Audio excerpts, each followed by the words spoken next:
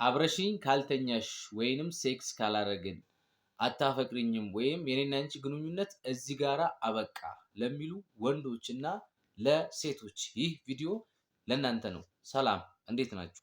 አሸናፊ ነኝ። በዛሬው ዕለት እንግዲህ ብዙ ጊዜ ብዙ ጥንዶች የሚለያዩበት አንድ ምክንያት ይዤላችሁ መጥቻለሁ። ይሄ ምንድነው? ከጋብቻ በፊት ሴክስ እናድርግ በሚሉ ምክንያት ማለት ነው። ብዙ ሴቶች ይሄንን ነገር አላረግም በማለት የሚያፈቅራቸውን ፍቅረኛቸውን ጥለው ሄደዋል ወይም ተለያይተዋል። የብዙ ጥንዶች የመለያያ ምክንያት ይሄ ሆኗል። ይህ ነገር ከሃይማኖት አንፃር፣ ከባህል አንፃር እንዲሁም ፍቅር ከሚባለው ነገር አንፃር ትክክል ነው ወይ ብለን እንየው። ሁላችንም ቆም ብለን እንመርምር። ብዙ ጊዜ ሴቶች ከጋብቻ በፊት ምንም አይነት የሴክስ ግንኙነት ማድረግ አይፈልጉም፣ አብዛኞቹ ሴቶች። አብዛኛው ወንዶች ግን ብዙ ጊዜ የፍቅር አጋራቸውን አብረን እንተኛ በማለት ጥያቄ ያቀርባሉ። አንዳንዶች ታግሰው እስከመጨረሻው ድረስ ይቆያሉ። አንዳንዶች ግን አብረሽኝ ካልተኛሽ ሴክስ ካላረግን የኔና አንቺ ግንኙነት አበቃ በማለት ጥለው ይሄዳሉ።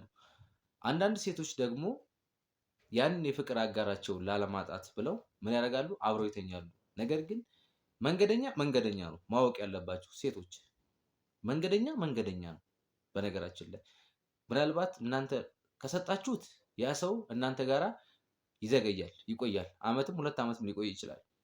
ካላገኘስ አየር ላይ ወዲያው ነው የሚሄደው። ይሄ ከእውነተኛ ፍቅር አንፃር እንዴት ነው የምናየው? እውነተኛ ፍቅር እውነት በዝሙት መውደቂያ ነው? እኛ ባህል አለን፣ እምነት አለን። በእስልምናውም በክርስትናውም ከትዳር በፊት የሴክስ ግንኙነት ማድረግ ኃጢአት ነው፣ ዝሙት ነው፣ ሀራም ነው። በዚህ ዘመን ውስጥ ደግሞ አብዛኛው ፍቅር የዝሙት ምንጭ ሆኗል። አንድ ወንድ አንዲት ሴት ጋራ መጋደም ካማረው፣ መተኛት ካማረው ምንድነው አፈቀርኩሽ በሚል ተልካሻ ምክንያት ይገባሉ። እንዲህ አስበው የሚያደርጉ አሉ። አንዳንዶች ግን ሪሊም በፍቅር ስም የሚያደርጉ አሉ። ዋናው መጠየቁ አይደለም። አሁን ብዙ ጊዜ እኔ ሴቶች ስለተጠየቁ ብቻ ከወንድ ልጅ ይርቃሉ የሚል እምነት የለኝም። በአካባቢ አንዳንድ የሚያማክሩኝ የሚያወሩኝ ሴቶች አሉ እና ጥለዋቸው ወንዶች ብዙ ጊዜ ሲሄዱ ነው የምሰማው እንጂ ለምን ጠየቅከኝ ብላ የሄደች ሴት እኔ አልሰማሁም። ሴት ልጅ ከጋብቻ በፊት ምንም አይነት ሴክስ ማድረግ አትፈልግም። አብዛኞቹ አይፈልጉም። በዚህን ጊዜ ግን ወንዶቹ ደግሞ ብዙውን ጊዜ ካላገኙ ጥለው ይሄዳሉ። እነዚህ ሰዎች እውነት ከልብ ያፈቅሩናል ካላችሁ ኔቨር። አንድ ወንድ ከአንቺ ጋር ሴክስ እናደርግ ብሎሽ እኔ አላደርግም ከትዳር በፊት ጠብቀኝ ስትዩ አንቺን መጠበቅ ከተሳነው ትዕግስት ከጎደለው ጥሎሽ ሄደ አይደለ? ጥሎሽ ከሄደ ግን አያፈቅርሽም። ቀድሞውኑ ስለማያፈቅርሽ ነው ማለት ነው። ወንድ ልጅ ካፈቀረሽ ይኸውልሽ እህቴ በደንብ ስሚኝ፣ 3 አመትም 4 አመትም 5 አመትም ይታገስሻል። ምክንያቱም አንቺ ከሴክስ በላይ ስለሆንሽ ማለት ነው። ነገር ግን አንዳንድ ስሜት አደር ወንዶች አሉ። ስሜት አደር ወንዶች እንዳውም እስኪ ልጠይቃችሁ። አንድ በጣም እንግዲህ ወደ አንድ ሰው ህይወት ስትቀርቡ አፈቅርሃለሁ ወድሃለሁ ብላችሁ አይደል? ይሄንን ሰው የምትወዱት የምታፈቅሩት ከሆነ በዚህ ምክንያት ለምን ትለዩታላችሁ? እውነት እናንተ ጋር ፍቅር አለ? እናንተ ጋር ፍቅር አለ ካላችሁኝ እኔ ፍቅር የለም ነው የምላችሁ። ለምን መሰላችሁ? እንዴት ነው በጣም የምትወዱትን የምታፈቅሩትን ሰው ታገሰኝ ጠብቀኝ ስላላችሁ ብቻ ጥላችሁት የምትሄዱት? ስለዚህ እናንተ ጋር ፍቅር የለም፣ ስሜት ነው ያለው። ስሜት ከሆነች ሴት ጋር መተኛት፣ መጋደም፣ ከዛም በኋላ መሄድ። ስለዚህ ካፈቀራችሁ ከወደዳችኋት ያችን ሴት እስከ መጨረሻው ድረስ መታገስ አለባችሁ።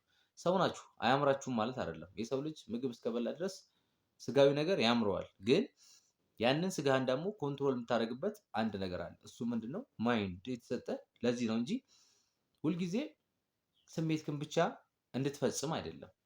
እኛ ስሜት ብቻ አይደለም፣ የሰው ልጅ ስሜት ብቻ አይደለም። ያንን ስሜቱንም መቆጣጠር ደግሞ እንዲችል አእምሮ አለው። ገባ? ስለዚህ የምትወዳት የምታፈቅራት ከሆነ እስከ መጨረሻው ድረስ ታገሳት። ሲጀመር እንግዲህ ከጋብቻ በፊት ኃጢአት ነው ብለናል፣ በየትኛውም ሃይማኖት፣ በክርስትናው በእስልምናው ማለት ያቺ የምትወዳትን የምታፈቅራትን ልጅ እንዴት ነው ከአምላኳ የምትለያያት? የአምላኳን ሕግ እንዳታከብር የምታረጋት?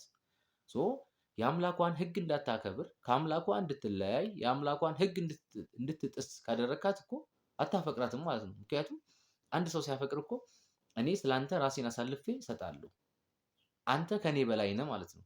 አንተ ከኔ በላይ ነህ ያልነውን ሰው እንዴት ነው ከኔ ጋራ ካልተጋደምክ ኃጢአት ካልሰራ ብለህ ጥለህ የምትሄደው?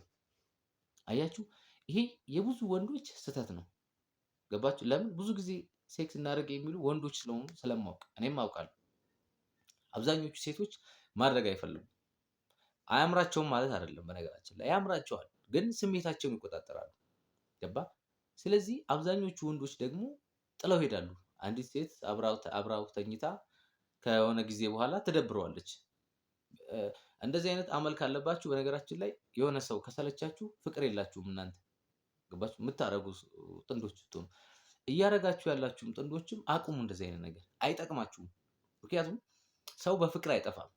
እኛ ግን በፍቅር እየጠፋን ስለሆነ አብዛኞቻችን በፍቅር እየሞትን ስለሆነ ማለት ነው። ይሄ እውነተኛ ፍቅር አይደለም። ባህላችንም አይፈቅድም። ኢትዮጵያ ውስጥ ባህል አለን፣ እኛ ሃይማኖትም አለን። ስለዚህ ፍቅር ባህልህን፣ ሃይማኖትህን፣ ፈጣሪህን፣ ሁሉ ነገርህን የሚያስረሳ ፍቅር፣ ይሄ አንተን ልብህን የሚያውር አንቺ ልብሽን የሚያውር። አሁን አንዳንድ ሴቶች እንዳላጣው በሚል አብረው ይተኛሉ። ማድረግ ሳይፈልጉ ግን አብረው ይተኛሉ። ወትሮም መንገደኛ ነው። ሰጠሽውም አልሰጠሽውም ያጅ ነው። እኔ አሁን ብዙ ሴቶች በጸጸት ያወሩኛል። እኔ እሱ እንዳላጣው ብዬ አብሬው ተኛው፣ ነገር ግን አብሮኝ ካደረ በኋላ ጥሎኝ ሄደ ያሉኝ ብዙ ሴቶች አሉ። ዩኖ ስለዚህ ወንዶችም ሆናችሁ ሴቶች በፍቅር ስም አትሙቱ።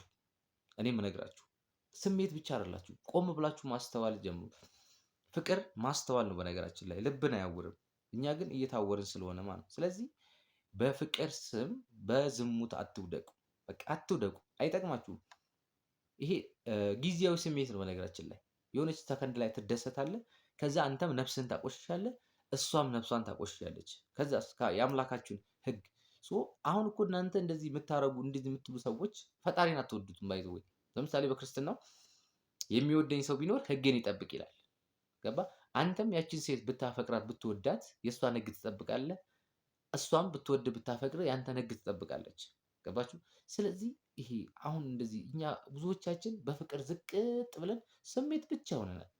በቃ ሰው ፍቅር ውስጥ ሲገባ የሚያደርገውን ነገር የማያውቅ እብድ ሆነናል። እብድ።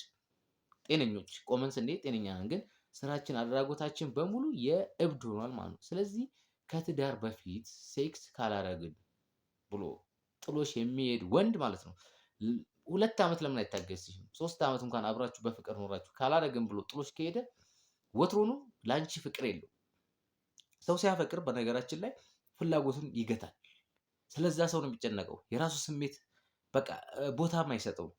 ግን ይሄ እኔ በቃ በአንቺ ስሜት ልጠቀም፣ አብረን እንተኛ፣ እንጋደም፣ እንርካ እያለ አንቺ የሚጨቀጭቅሽና ካላረግን ደግሞ በቃ የኔና አንቺ ግንኙነት አበቃ ካለሽ ይሄ ወንድ ቀድሞ አያፈቅርሽም። ስለዚህ የሚያፈቅርሽ ወንድ እስከ መጨረሻው ድረስ ይታገስሻል። አሁን እንዳላጣው ብለሽም አብረሽው አትጋደሚ። ስለዚህ ወንዶች ቆም ብላችሁ እንድታስቡ ይሄን እፈልጋለሁ። ሴቶችም ይሄንን ሼር አድርጉላቸው። እውነት ከወደድካት ካፈቀድካት እስከ መጨረሻው ድረስ ትታገሳታለህ። በመጽሐፍ ቅዱስ ላይ ያዕቆብ ራሔልን 14 ዓመት ታግሷታል። ይወዳት ስለነበረ በእርሱ ዘንድ ግን ጥቂት ቀን ሆነለት ይላል እና ስለዚህ ከወደዳችሁ ካፈቀራችሁ ፍቅር በልባችሁ ካለ ትዕግስት ይኖራችኋል። ፍላጎታችሁን ትገታላችሁ። ስለዛ ሰው መጨነቅ ትጀምራላችሁ። የራሳችሁን ስሜት ትታችሁ ማለት ነው። ነገር ግን የኔን ስሜት ላድርግ፣ እንርካ፣ እንተኛ፣ እንጋደም፣ በዝሙት እንቆሽሽ የምትሉ ከሆነ ይህ ፍቅር አይደለም፣ ስሜት ነው። ስለዚህ ስሜትንና ፍቅርን ለዩ። ከወደዳችሁት ላይክ፣ ሼር፣ ሰብስክራይብ አድርጉኝ። ወዳችኋለሁ። ይመቻችሁ።